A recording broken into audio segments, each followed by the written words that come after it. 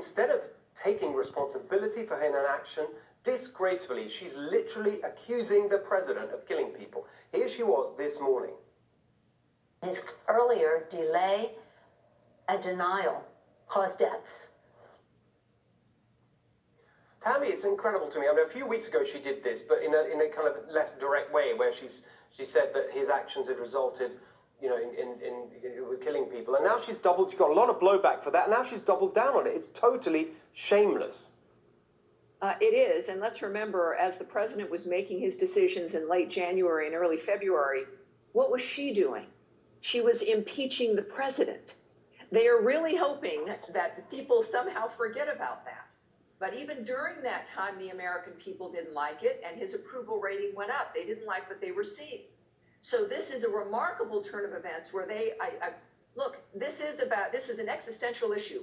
Already has been costing the lives of tens of thousands of Americans, will cost more lives, and all they can think about is how to smear the man who made the difference for us because of the November election.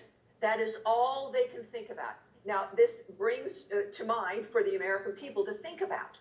And we see this across the board with media, with politicians, with other people we've known, with behavior of people. It's funny what you learn about people when there's a crisis and how they respond. Some people would argue that, this is partisanship, how you view the Democrats, and this is not fair. Even Democrats at this point, when you look at the approval ratings of the president when it comes to how he's handled the virus, indicate that they understand what he's done and they approve of it. This is desperation, but it also reveals that there is nothing being taken seriously about the seriousness of what they could actually do to make people's lives better. And I'll just make one more point.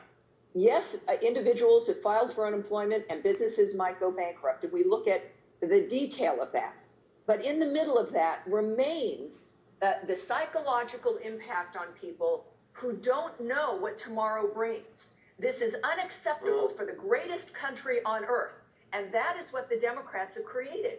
They've created an environment where the average person still really does not know if the big company they work for would survive.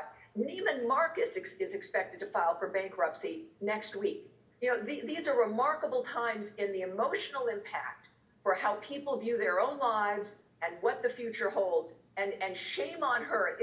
They have no shame, and they clearly don't care about the individual in this country at any point.